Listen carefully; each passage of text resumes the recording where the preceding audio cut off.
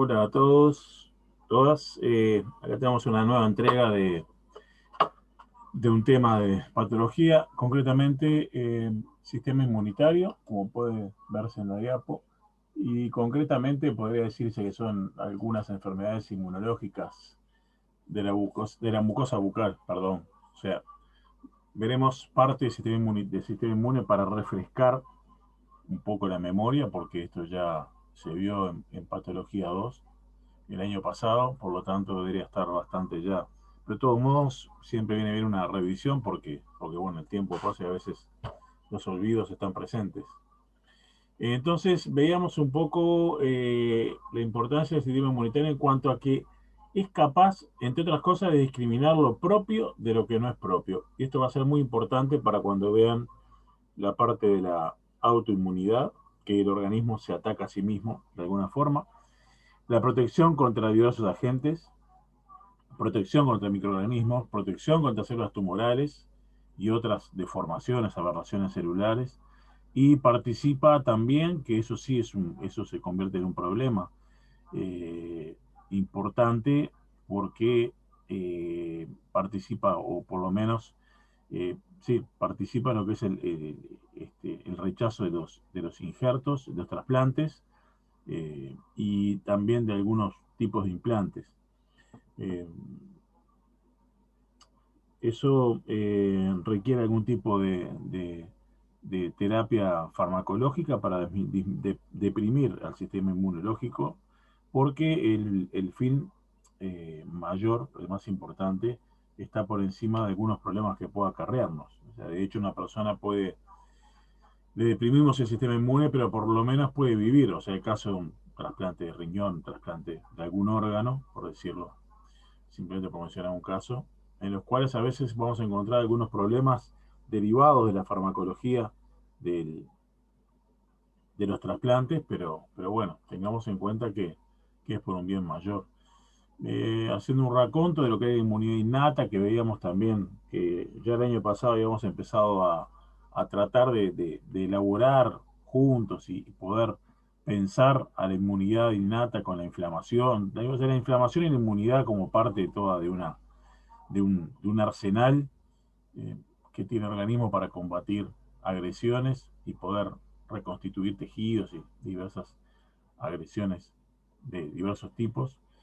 Y como veíamos que la inmunidad innata tenía algunos componentes muy similares, o había cosas similares con respecto a la inflamación, y después veíamos en cuanto a la inmunidad adquirida, que era bastante más exquisita, que no actuaba de la misma forma para, para todos, que veíamos que la inmunidad innata sí era una especie de, de acción al barrer, o sea, no contra cualquier agente actuaba de la misma forma, no así la inmunidad adquirida, porque era capaz del reconocimiento antigénico y demás, que bueno, no es el tema de alguna forma, pero de todos modos conviene hacer un repaso para que vayan teniendo en cuenta. De todos modos está este, el material disponible. Vamos a ver la bibliografía al final que van a poder verlo también. Robbins es eh, bastante claro de entender y ahí lo pueden ver. De la inmunidad celular, cuando hablábamos de los linfocitos, responsable de defensa contra algunos, ahí tendría que ser una M, una O, se me escapó, intracelulares. Protege contra microorganismos extracelulares y sus toxinas, la inmunidad humoral.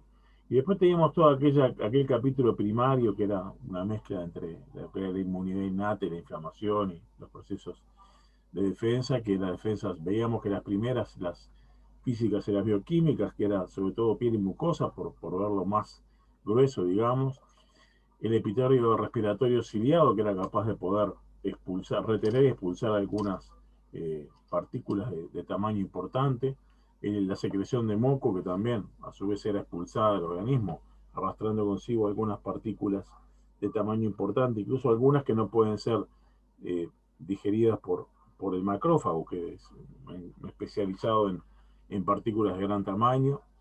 El ácido estomacal, que tiene un pH bastante bajo, que poca cosa sobrevive ahí. Sin embargo, algunas bacterias como el Helicobacter pylori o pylori, como lo pueden ver en distintos lugares, es capaz de sobrevivir y muchas veces se lo acusa o se lo indica, perdón, como responsable de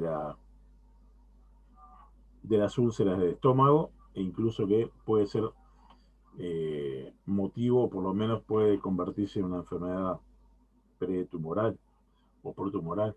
Una defensa bioquímica, la lisocima y otras enzimas, que se encuentran en muchas secreciones de glándulas sebáceas. También veíamos el pH de la piel, también que es capaz de poder, muchas de las bacterias que pueden alojarse sobre la piel no pueden sobrevivir por el pH que tiene el mismo, algunos gérmenes comensales, la espermina del semen, en fin, una serie de barreras que tenemos. Y esa es la parte normal, y la parte de alteraciones que podíamos ver que podría existir hiperactividad del sistema, podría existir depresión del sistema y una disregulación del sistema. O sea, pueden pasar muchas cosas. Veíamos lo que eran las reacciones de hipersensibilidad, la autoinmunidad que se disparaba a sí mismo, las inmunodeficiencias, que eran primarias y secundarias, vamos a ver un repasito. Vamos a ver las aftas como ejemplo de la disregulación. Acá tenemos la clasificación típica de inmunocompetencia e inmunodeficiencia, con inmunocompromiso, inmunosupresión e inmunodepresión. Todo lo visto en Patología 2 el año pasado. Entonces, cuando vamos a ver acá, la inmunodeficiencia, es un estado del organismo en el cual presenta una disminución generalizada de su respuesta defensiva, o sea, no está localizada a determinado órgano o sistema. Existe un espectro del compromiso, desde las formas leves y asintomáticas hasta las graves e incluso incompatibles con la vida. Vamos a ver después con las carenciales celulares de linfocitos T o plasmocitos que vuelven incompatible la vida tal como la conocemos, la vida del ser humano. Y se expresan clínicamente con un aumento en la susceptibilidad a infecciones, desarrollo de neoplasias y fenómenos autoinmunes.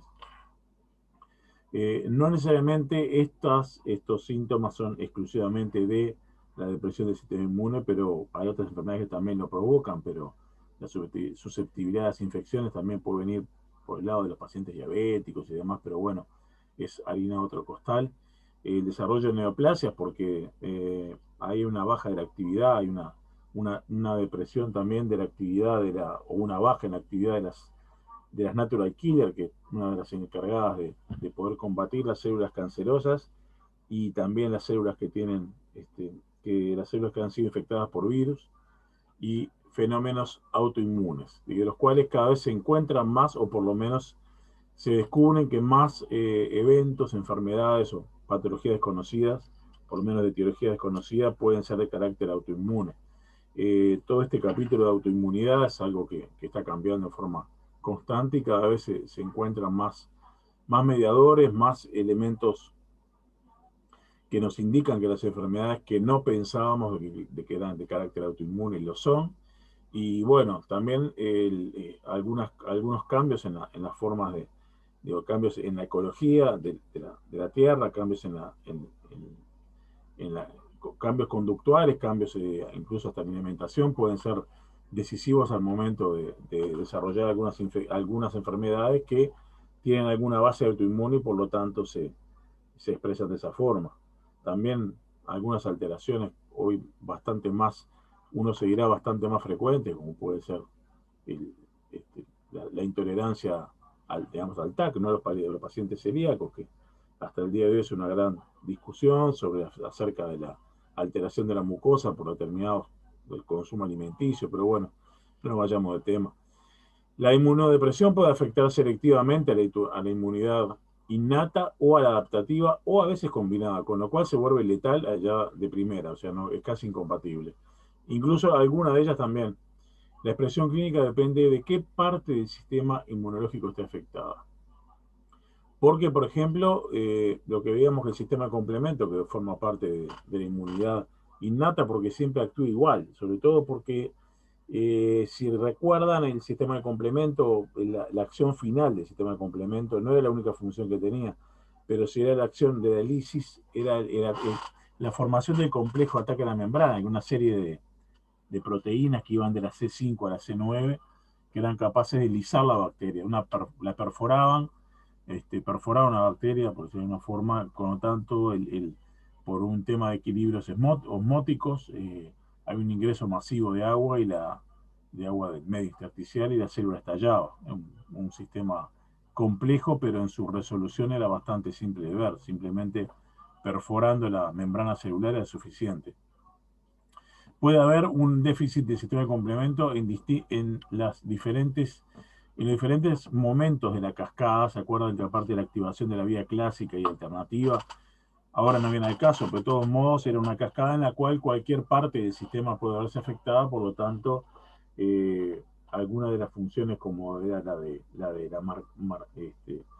de marcación celular, también puede verse afectada, la función del target para que otras células puedan atacarlo, digamos, tienen funciones varias, y siempre es bueno, recomendamos siempre el repaso del sistema de complemento porque es de uso constante.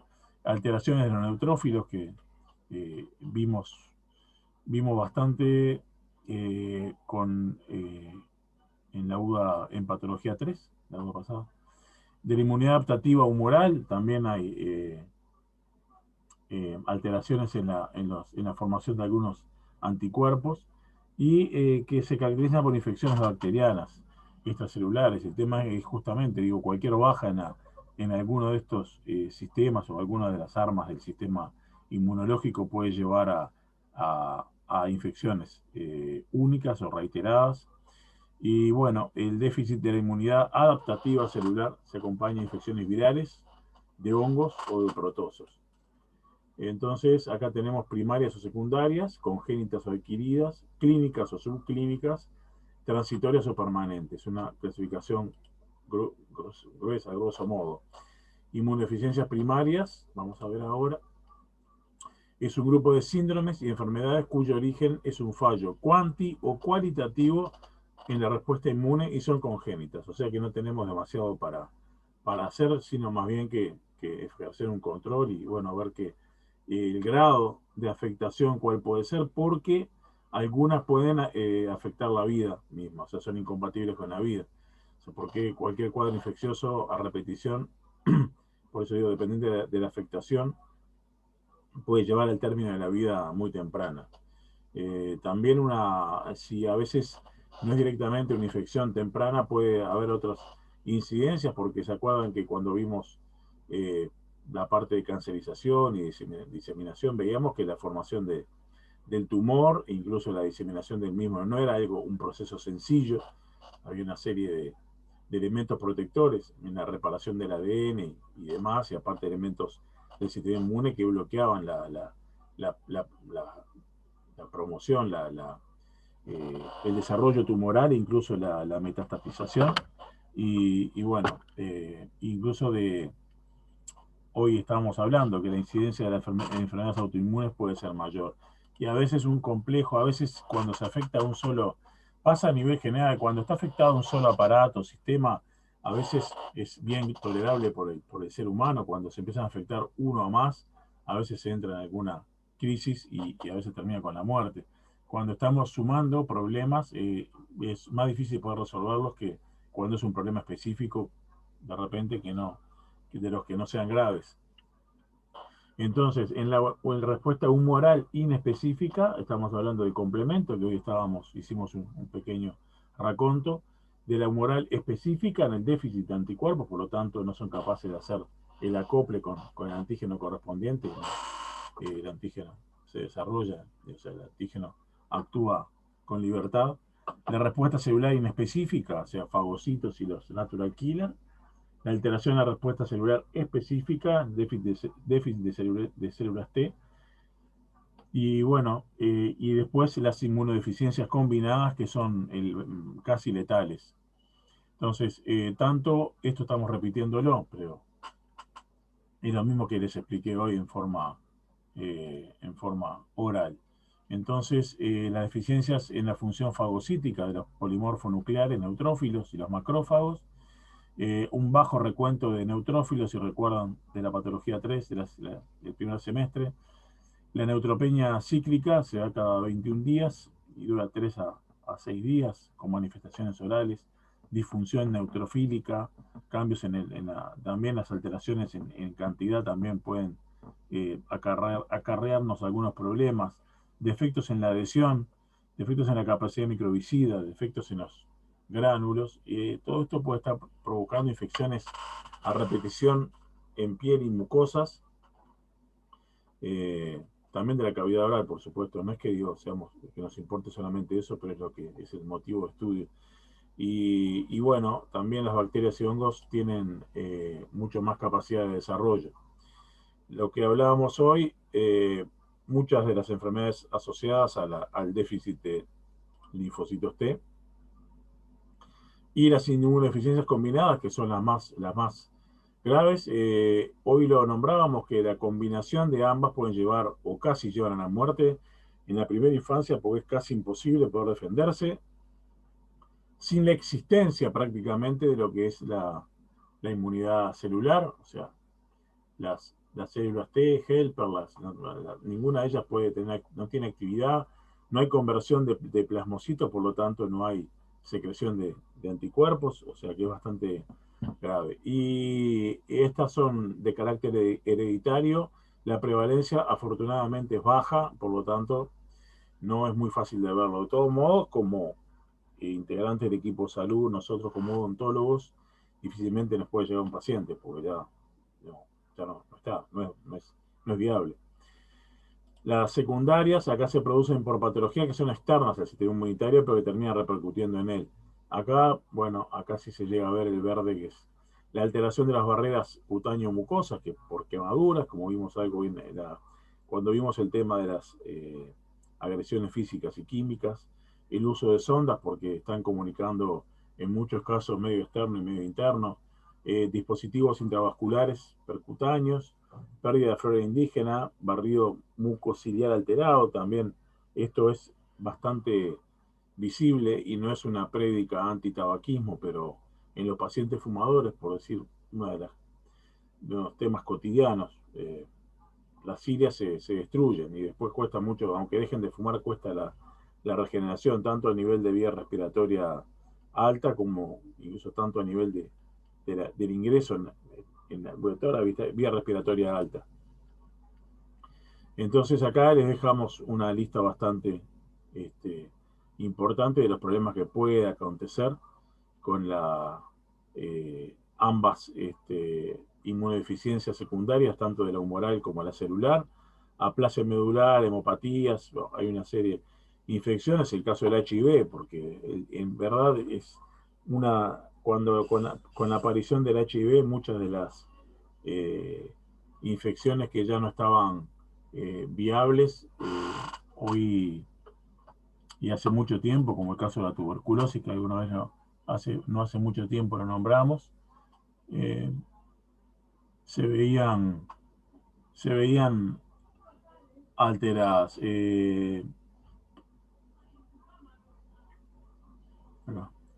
Algunos fármacos inmunosupresores, como veíamos, y bueno, que están indicados en el cáncer, en algunas enfermedades autoinmunes, y bueno, algunos fármacos como glucocorticoides, ciclosporina, en pacientes trasplantados, ciclosporina A, que nos va a traer también algunos problemas notorios y bastante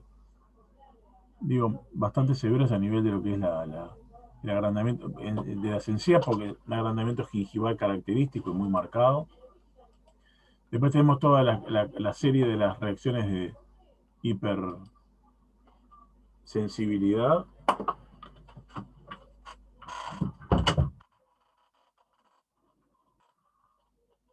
Es una reacción exagerada, la definición como intensa reacción de ciertos componentes del sistema inmune contra una sustancia extraña que por lo general es inofensiva. O sea, si hay algo en lo cual no nos debería generar demasiado problema o por lo menos es combatido en forma normal por el sistema inmune, por sus formas habituales, está generando una respuesta exagerada y totalmente nociva para el propio organismo. La misma se puede poner en marcha por mecanismos celulares o humorales. Acá están los tipos de trastornos, los 4 tipos de hipersensibilidad, algunas más frecuentes que otras. Vamos a ver que todo el capítulo de alergias va a haber siempre una mención a la inmunoglobulina E, porque va a estar siempre presente, y no es la única, pero es bastante frecuente en cuanto a algunos de los componentes que nosotros utilizamos incluso en la consulta odontológica, que puede afectarnos a nosotros o al paciente. Entonces, la alergia o tipo 1 o anafilaxia, lo que ocurre primero es un primer encuentro de sensibilización entre el alergeno y el sistema inmunitario no produce síntomas, pero, digamos, por decirlo en términos diferentes, deja su huella. Entonces, en el paso 2 hay una activación de los mastocitos en los posteriores encuentros entre este alergeno y el sistema inmunitario. Y las moléculas del alergeno se unen a anticuerpos justamente de la inmunoglobulina E, a la inmunoglobulina E de los mastocitos. Y en el otro paso está la activación inmunitaria prolongada, que es debido a las sustancias químicas liberadas por esos mastocitos que fueron sensibilizados. Entonces, luego, cada vez que se produzca ese contacto, va a haber una reacción alérgica. Y no es menor porque un alto porcentaje de la población, no solo acá de este país, del mundo, es alérgica a algo o puede ser alérgica a algo que no conoce, porque es otro problema.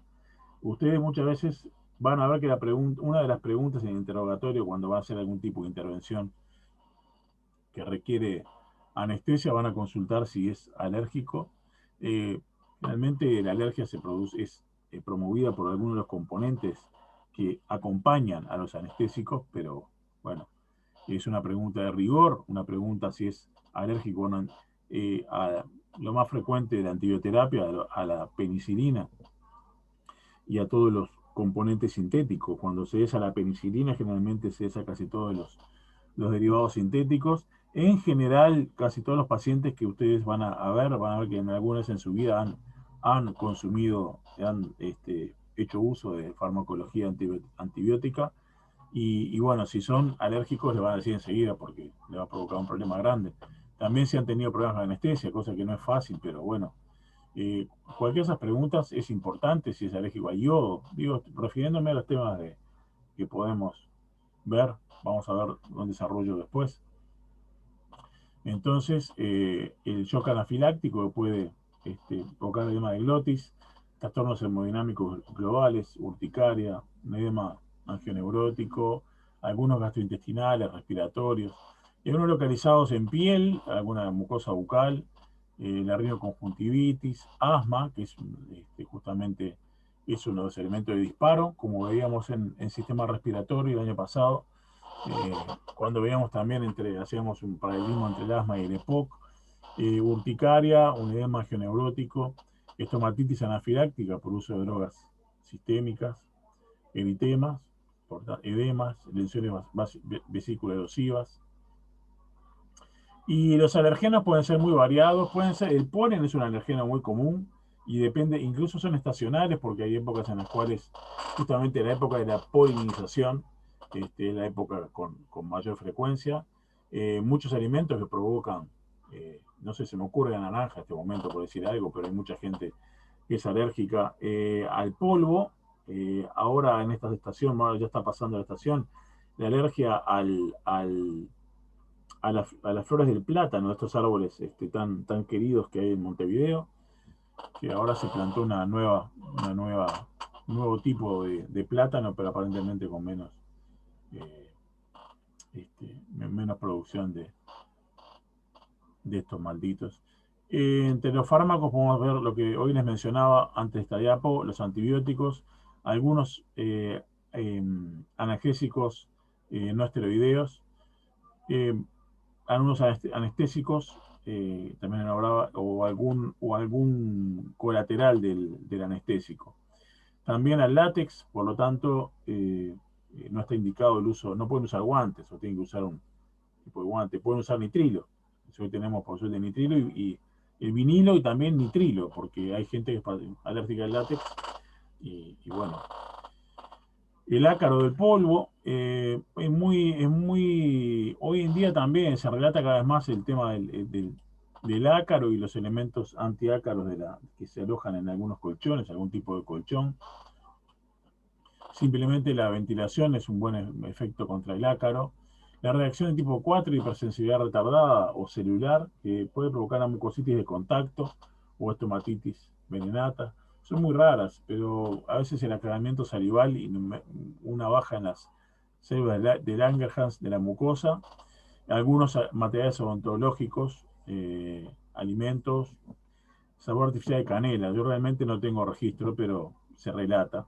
Pueden ser agudas o crónicas. Algunos tipos de goma de mascar, como se decía, chicles, dentífricos, cosméticos, alimentos.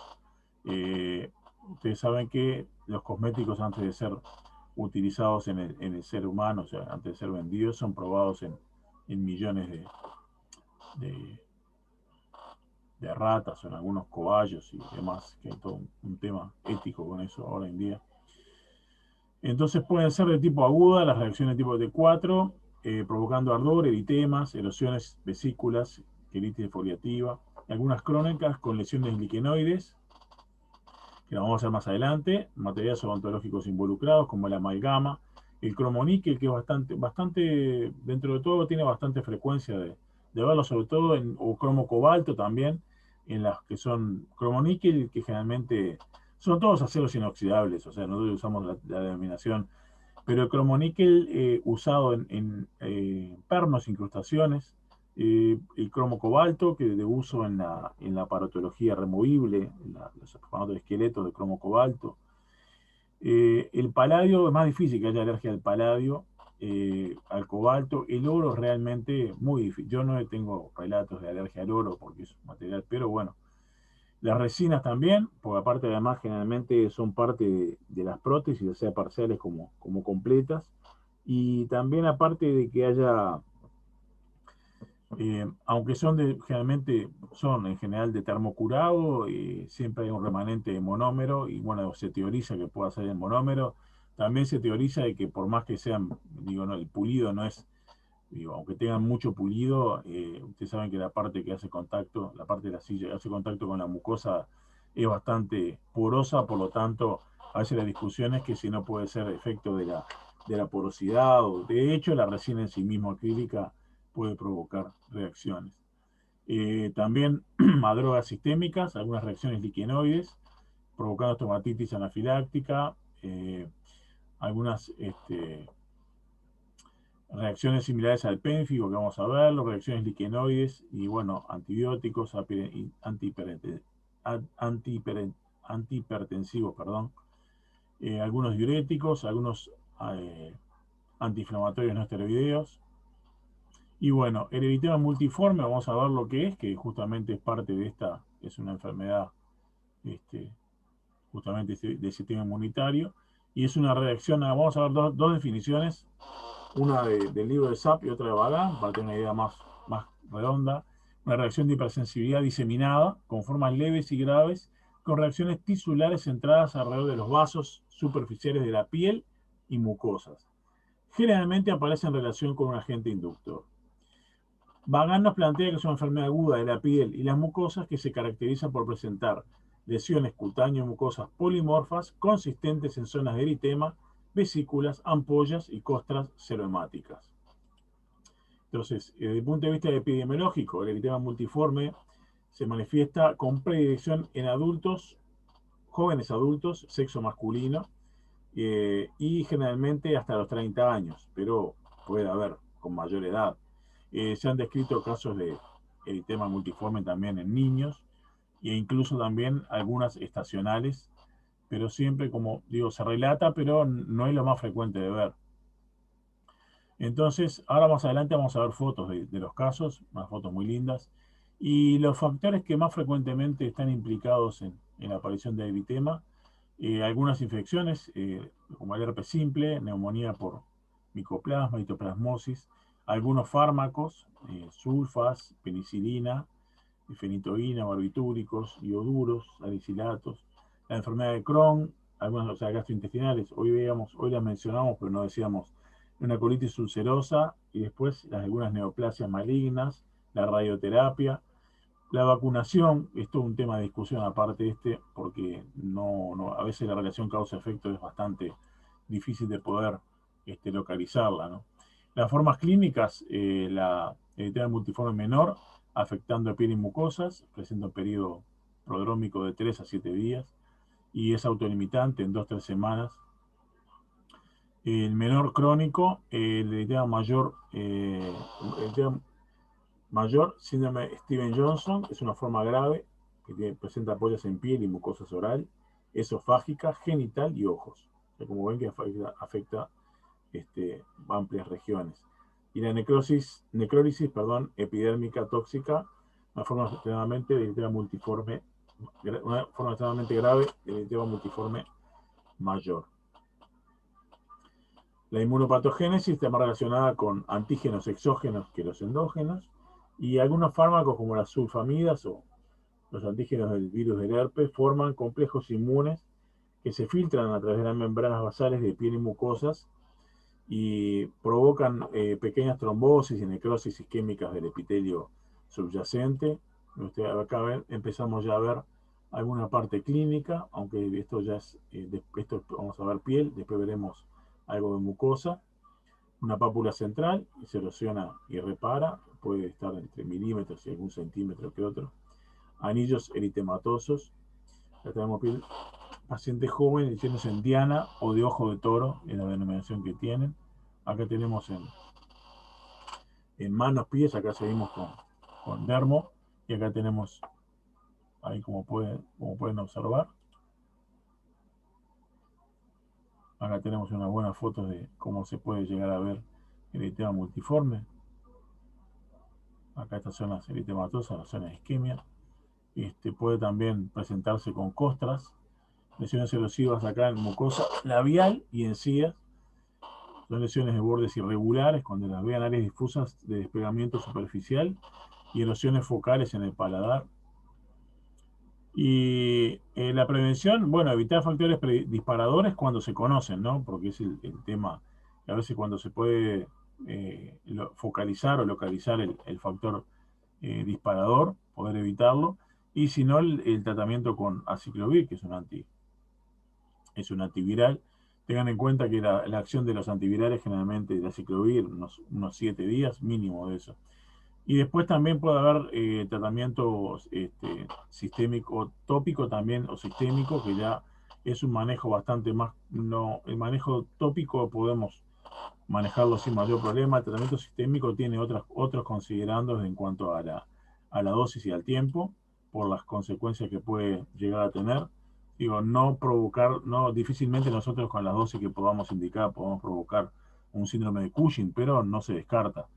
De todos modos, a veces es la interconsulta médica, porque estamos hablando de que la afectación no solamente a nivel de mucosa bucal, sino que está afectando piel y otras zonas. Algún tipo de eritema también afecta a otras zonas, por lo tanto el tratamiento o la interconsulta dermatólogo con nosotros es importante. Las aftas también, bueno, en la denominación de estomatitis aftosa recidivante, son lesiones agudas, erosivas o ulcerosas, ojo, con el tema del diagnóstico diferencial. Se presentan en mucosa mucosa bucal y otras. En este caso no hay manifestación cutánea. Son bastante frecuentes y se estima que hasta un 20% de la población puede presentarlas, y el diagnóstico es exclusivamente clínico. Entonces,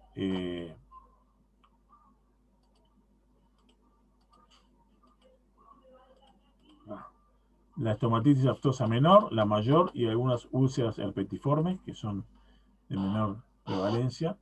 Se desconoce la causa, pero se cree que es multifactorial y múltiples causas en diferentes personas además. Puede haber una alteración de la relación numérica de T4 y T8 de los linfocitos, la destrucción epitelial mediada por células T8 citotóxicas sensibilizadas y algún agente disparador desconocido. Como ven, es bastante difícil de poder identificar, o por lo menos marcar cuál es la causa.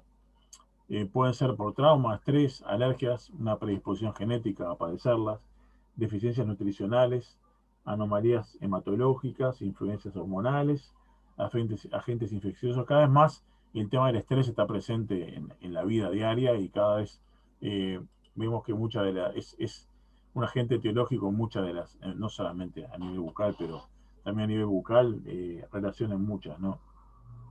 Acá veíamos esta tríada, que acá tenemos alimentos, algunos virus, otros microorganismos, que pueden provocar un incremento en la exposición antigénica, una disminución en la barrera mucosa, también las aftas, deficiencias nutricionales también, sobre todo cuando hay escasez de algún tipo de vitamina eh, del complejo B, del complejo D también. Eh, Hay una predisposición, hoy nombramos entre los factores una predisposición genética y puede acompañar a diferentes desórdenes sistémicos. Acá tenemos el SIDA que está presente simplemente porque, bueno, afecta así, porque la relación con la diapo anterior de la afectación del sistema inmune y el sistema de la inmunidad celular, de las células T. La estomatitis aftosa menor son pequeñas erosiones dolorosas de la mucosa oral y glandular que aparecen con cierta frecuencia. Eh, Acá tenemos algunas aftas menores que son muy dolorosas. Entonces acá vemos una erosión superficial. Están en mucosa. Generalmente son ovaladas y tienen un borde nítido y el halo eritematoso alrededor. Más o menos este es el tamaño que pueden adquirir, de 3 a 5. Y tiene una capa, están cubiertas con una capa de fibrina con un fondo blanco amarillento. O sea, no es absolutamente blanco prístino. Y son recidivantes, curan sin cicatriz, porque aparte la mucosa tiene en este caso no tiene ninguna, y en más o menos 7-10 días, y pueden darse por individuales, monoaftas, o pueden darse por brotes, y no hay edad ni sexo para padecerlas, pero acá tenemos una bastante bien. Y acá, como vemos acá, en el paladar y cómo se va corriendo hacia la úvula. Se da en grupos, que veíamos hoy en grupos, que decíamos que pueden darse en grupos. Acá ven, ahí puede inferir que acá tenemos aparentemente un componente de cromo cobalto que podría ser, como ven que acá tenemos también algunos componentes. eh, Como vimos, era como la aparición, o sea, la etiología es múltiple, a veces es un poco difícil de poder identificarla.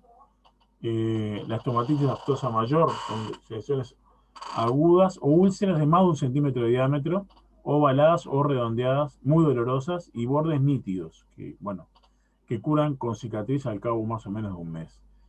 Se pueden dar en mucosa labial, paladar blando y amígdalas principalmente. Recuerden que acá en este caso no se daba en piel, en mucosa.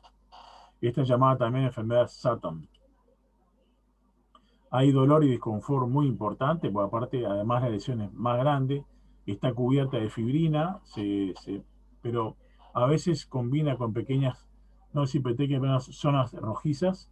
El halo eritematoso es igual que las menores también, pero digamos que existe y es notorio, pero tal vez este tiene mayor tamaño porque la lesión tiene mayor tamaño también. Acá podemos ver la forma redonda u oval. Y estas comienzan en la pubertad, pueden recidivar y curan sin dejar cicatriz. Las aftas, finalmente aftas herpetiformes son lesiones erosivas, muy pequeñas, múltiples y de hasta 100 puede haber, una cantidad muy importante. Simulan las lesiones del herpes simple y pueden localizarse en todo tipo de mucosa, queratinizada y no queratinizada, o sea que puede aparecer en labios, puede aparecer en la mucosa queratinizada del paladar, curan también al cabo de entre 7 y 10 días y aparecen en forma continuada una tras otra. Y algunas de ellas empiezan, muchas como la cantidad es muy importante y son muy pequeñas y crecen y aparecen unas muy cercanas a otras, pueden coalescer formando aftas más grandes, son también muy dolorosas. Como ven acá, esta zona está no queratinizada, sin embargo aparecen acá. También van a ver acá, después en esta foto no, pero en otras que puede haber en las zonas con mayor cantidad de queratina. Acá empezamos a ver coalescencia de las que son más pequeñas en una mayor. Y bueno, pasamos a la parte de tratamiento, que las manejamos más o menos con las mismas herramientas terapéuticas, con corticoides tópicos, enjuagues con dexametasona, ungüentos, betametasona o clobetasol, o sea, los corticoides es como que es el- la gran arma, recuerden, para poder combatirlos. A veces tenemos que recurrir a corticoides sistémicos y a veces la triamcinolona, que es también un glucocorticoide muy potente, y prevenimos la sobreinfección de aftas con el uso de algunos tipos de antisépticos. El síndrome de Behçet es más difícil de ver, o sea, pues menos frecuente que las aftas, perdón, me referí. Es un trastorno sistémico, consiste en lesiones orales, son similares a aftas, pero también pueden darse a nivel genital y ocular. Eh, las lesiones orales se presentan, en el caso que se den en otras zonas, aparte de la cavidad bucal, pero van a aparecer también en el casi 100% de los casos en la cavidad eh, oral y se pueden acompañar de afecciones como tipo artritis, algún tipo de artritis, si capaz que hasta algún tipo de artritis de carácter autoinmune, alguna artritis reumatoidea, pero ya estamos entrando en un terreno de bastante menos prevalencia. La etiología es desconocida, se cree que sí, hay una certeza de que es de base inmunológica. Y luego vamos a ver algunas eritema migrans, lengua geográfica, glositis migratoria. Como ven, hay atrofia de papilas filiformes, hay un rodeado de borde elevado y blanco. Acá glositis migratoria benigna, acá como pueden ver. Esta es más frecuente de ver también, estomatitis areata migratoria. La superficie ventral de la lengua presenta líneas curvas elevadas en un fondo eritematoso. Así que se puede ver en las diapositivas. Muchas veces son asintomáticas y presentan, algunos alimentos pueden ser de carácter irritante, entre ellos el alcohol, también hay que tener cuidado con el tabaco, algunos tipos de vino. Bueno, cuando hablo de alcohol también hay algunos componentes que puedan tener ácidos, a veces puede ser la naranja, en general los cítricos.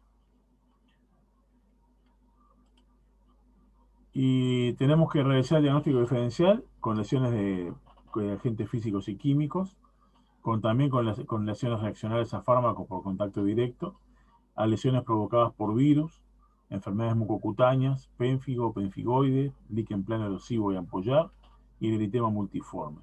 Como ven, tenemos bastante para ver. Y acá les dejo, a este siempre que le sumamos siempre, bueno, el Robbins, que me olvidé anotarlo, se me pasó a anotarlo porque como que es un poco, siempre que veamos temas de inmunología está también, está muy interesante poder dar una pista, pero este libro de inmunología celular y molecular está bastante, y es bastante actual además, y después los clásicos de Bagan y Zap, en distintas ediciones, y bueno, después en los grupos trabajaremos con estos temas para poder profundizar y quitarnos las dudas que puedan quedarles. Bueno, gracias por su atención, que pasen bien.